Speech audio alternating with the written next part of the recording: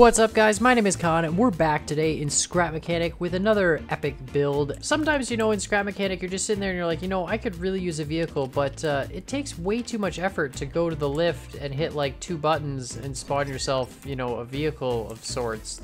I don't know why I spawned that. But, thanks to the new Khan Industries technologies, we have the power. And so if we hit this red button here, we activate the light and, see that little blip that's not like the other blips? It's gonna, I mean, it might have been faster to spawn it on a lift. I mean, we can do it a few times by now, I think, but I think it's getting closer here. Oh, here it comes. Yeah, here it comes, perfect.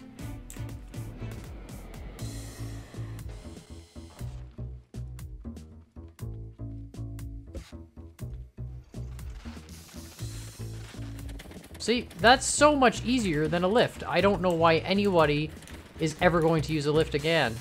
Obviously, just stupid, impractical. I mean, you don't really need drop pods to drop off a really terrible sort of go-kart thing.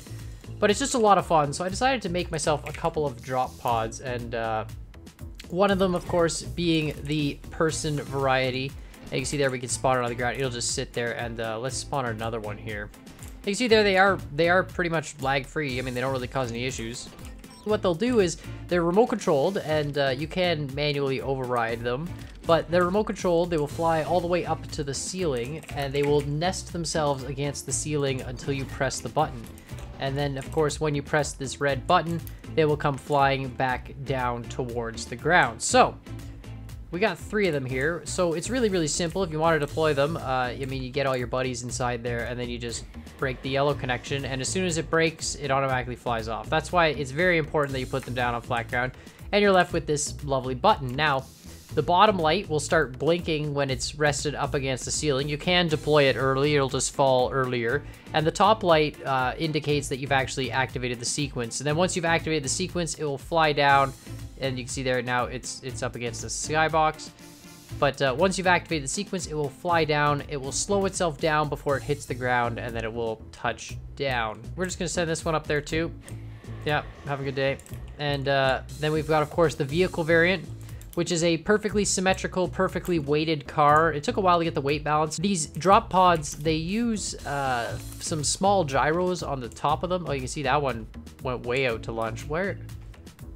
It probably wasn't on very even ground. I think I might have launched it on a bit of an angle.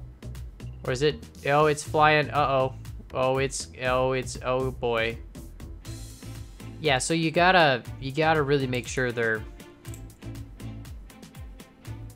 Well, I feel bad for whoever was in that one. But yeah, you really have to make sure they're firmly on flat ground. Might have hit that other one up there at the roof. I really wasn't paying attention. Is this one... Like, that one looks awfully close. No, it'll miss. It'll be good. Let's spawn that another vehicle one there. And we're just going to send it up as well. And then we're going to go up inside of one on our own. So, perfect. So there's another one up there. And let's just do one final one here. Now, we're just going to do the manned version. Let's get the drop pod with the seat. And so normally, as soon as you disconnect this yellow beam here, this sensor picks it up, and that, of course, deploys the drop pod. But if we hit this white switch here, we can override that. So now we've overridden the system, and we can just completely delete the remote control block. This is now like a manual drop pod. You can do some like stealth moves in. And then they've got really 2 buttons. So the black is the reset button. You basically never want to hit that, like, ever. Like, it's just, like, you really don't. But the green one, that activates the drop pod going up, and then you hit the red one, and that'll drop you down towards the ground. So we're just going to hit that real quick and then jump in a seat. You can see there, the doors will auto-close. And we've got these 4 small little gyros on the roof. They kind of help keep it a little bit stable, but the weight still does need to be relatively balanced. But they just help it from moving that slight little variation that'll happen. And then we go up to the ceiling here to meet the other drop pods. You can see it goes relatively quick. Perfect. Now we've got an army of drop pods. This is awesome. I wish I'd left the remote control downstairs. This one's gotta get on. But anyways, we don't have any sort of door override. The doors will stay shut until you're on the ground. It's just sort of a safety feature. There's no windows, But then we can hit that red button and then jump back in, and we will drop from the sky. And so that's sort of the manual thing. And you can see there when we hit the red button, these red lights on the bottom will turn on. If you had the night mod, I guess that would look pretty cool. But the red lights will turn on at the bottom and will fly down towards the Earth. And then you'll see when we get close enough to the ground, there are some 250 range sensors that will pick it up, deploy those thrusters to sort of slow velocity, really kind of neutralize it, and it touches down super softly, you can see there, with only the slightest bit of lag. And we're not too far from the original launch point, so not bad. A little bit of variation to the ground, but overall pretty cool. All right, so we've got 3 here, so let's just see how close these guys all land. And we'll just go boom, and boom, and boom. And this is like calling in major amounts of reinforcements here. All right, how close? Looks like we've got 1, 2, 3. So they're pretty awesome. I mean, you can spawn, I haven't really tried how many I'm gonna spawn. You know what, let's spawn like 10 on the same spot and hope they don't all hit each other. Boom, nice flare there. Vehicle deployed. Boom, vehicle deployed. And smashes the button for the troops. I mean, this is sweet. You could have a scrap mechanic army of people. I should really make these drop pods maybe deploy some sort of AI, but I think I'd have to make them a lot bigger. You're not left with a lot of room inside there, but I just wanted to make like a really cool build. It was just something, so my name originally, a lot of you have asked before, where does the name Khan come from? And you know, it actually comes from like Warhammer 40k stuff. So back when I was a lot younger, I really was big into the Warhammer, and I adopted the name Killer Khan, which was a Warhammer 40k unit from the Orcs. And then I realized people were abbreviating my name to Killer, and I didn't really like that so much. So I just dropped the Killer and became just Khan, and it's stuck ever since. And that was like a long time ago. And it's always been my sort of online name. And then one of the things that I loved about Warhammer, especially when you played like the Dawn of War games on PC, was all the drop pods you can call down. And I mean, StarCraft has it as well. And overall, it was just something I hadn't seen, I don't think, much of in Scrap Mechanic, and I just really wanted to have one. And you can see there, those connections just keep going all the way up. So hopefully they don't hit each other. Let's see how many we can get up there. Let's put some vehicle ones up there. We'll just call down like a whole army of drop pods all at once. Oh, that's not gonna be good. So you gotta make sure it's flat, that level, good, and then just delete that beam and let her rip. All right, there's still 3 up there. They haven't killed each other yet. This is good. So like I said, they will go a little bit off course. Sometimes like that one there, you'll see they'll crash completely into the ground. If you launch them on an angle, that will pretty much always happen.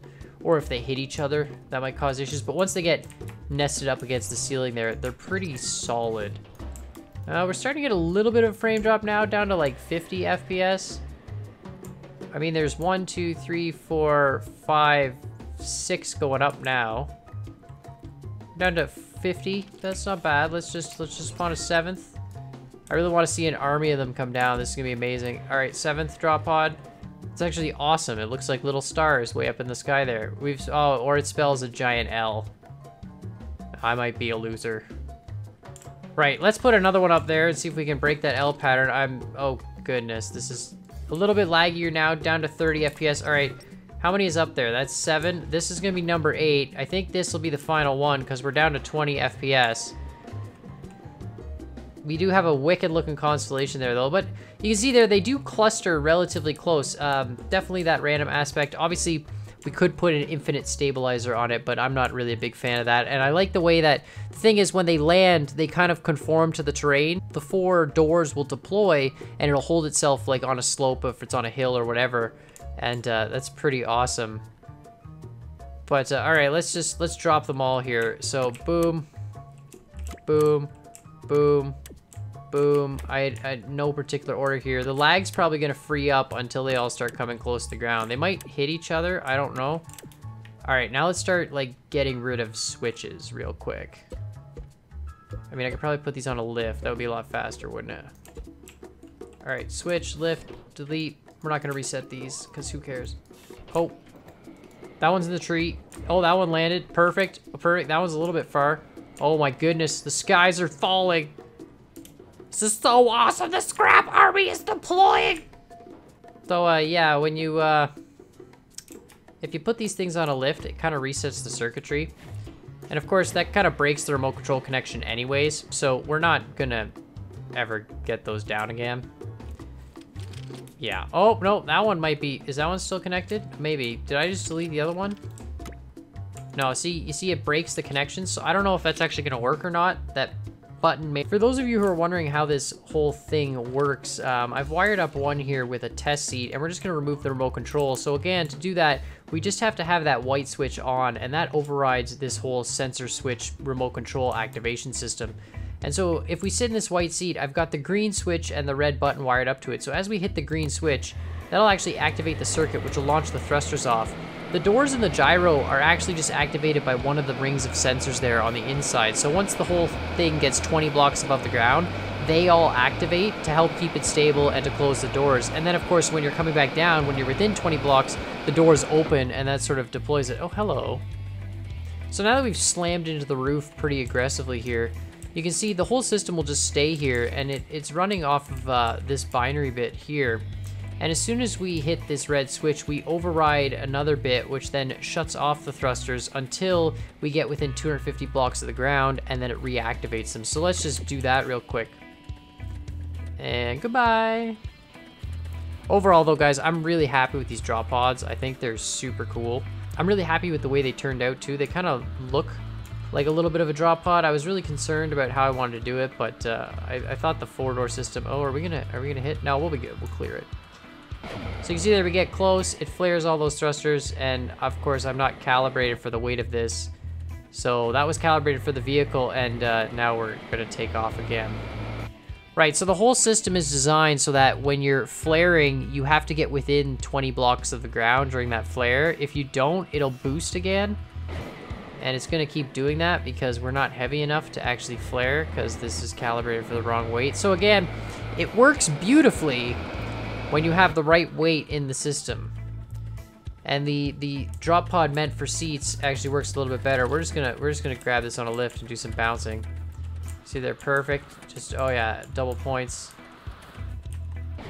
Double points. Right. I might design one that's a little bit more universal and a little bit more easily adaptable, but this was just sort of my first prototype, and I think they look quite awesome. So make sure you guys hit that like button down below, hit that subscribe button if you haven't already, and I'm gonna delete this. I'm probably gonna remove the reset button, to be perfectly honest. I think it's better I leave it as a one-use system. The reset button is very finicky, and there's like this weird switches, and you have to like get these 2 different code books and like line up the codes on the right day and stuff, and it's like just really weird stuff. So it's better off that they're just a one use, and then if you want to use another one, you just spawn it again. Overall, I think the drop pods were a really cool build, definitely something that's going to be neat in Scrap Mechanic, and who knows, maybe I'll make them a little bit bigger and more universal. But make sure you guys hit that like button down below, hit that subscribe button if you haven't already, and as always, I hope you guys enjoyed this video, and I'll see y'all next time. Oh, there's my ride.